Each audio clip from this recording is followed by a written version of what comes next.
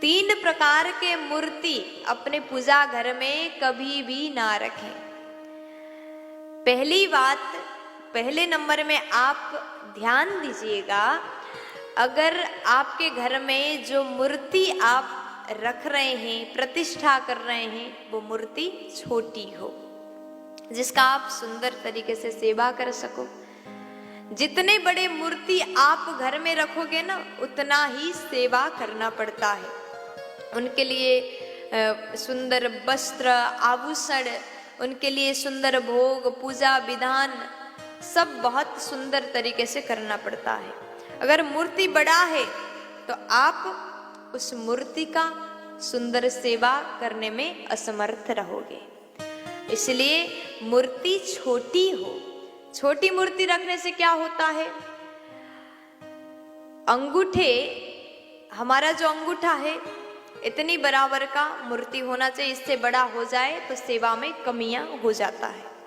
इसलिए प्यारे, जब भी घर में आप विग्रह रखें, मूर्ति रखें, प्रतिष्ठा कर रहे हैं, तो गोपाल जी जो आप देख रहे हैं, गोपाल जी को अपने घर में रख सकते हैं, पूजा कर सकते हैं। क्योंकि आप छोटे भगवान को रखोगे तो उनके लिए भोजन, उनके लिए पूजा आराधना आप अपने प्रेम भाव से कर सकते, पुत्र भाव से कर सकते हैं। और मूर्ति बड़ा हो तो सेवा में कमी रह जाता है। इसलिए हमेशा छोटी मूर्ति को ही घर में रखें, पहली बात। और दूसरी बात आपको ध्यान देना चाहिए, आपके घर में अगर मूर्ति पोली हो तो आपके घर में दुख आ सकता है। इसलिए आप लोग, कई बार मैंने लोगों को कहते हुए सुना है कि हमारे घर में पैसा कमा करके लाते हैं, 1 रुपये लाते हैं, 2 रुपये खर्च है, कभी भी बरकत नहीं है, पैसा नहीं टिकती। कारण क्या है?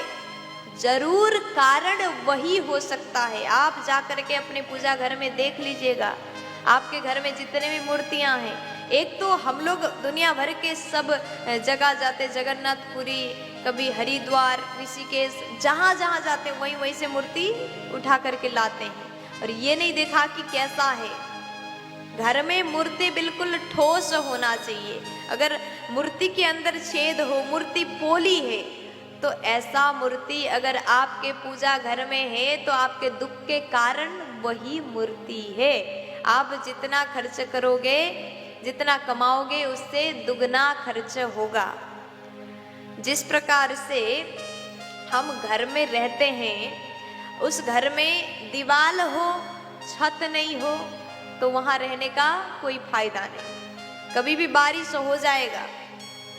जिस मूर्ति का आप सेवा करते हैं, उसी प्रकार से जिस मूर्ति का आप सेवा करते हैं उसके अंदर छेद है, पोली मूर्ति है, तो आपके घर में कभी बरकत नहीं होगा, आपके घर में दुख आएगा ही आएगा। इसलिए मूर्ति को ठोस करें। अब प्रश्न ये भी आता है, मूर्ति हमारे घर में है, पूजा करते हैं, पोली भी है, क्या करें? बाजार में मोम मिलता है, उसको ले आए, पिघलाएं और मूर्ति के अंदर भर दीजिए और मूर्ति को ठोस बनाइए, फिर आप पूजा कर सकते हैं। आपको उस मूर्ति को फेंकना नहीं पड़ेगा, कहीं नदी में विसर्जन करना नहीं पड़ेगा, आप उसके अंदर मोम भर दीजिए। ऐसा करने से आपके घर में सुख शांति बनी रहेगी। और तीसरी बात आप ध्यान दीजिएगा,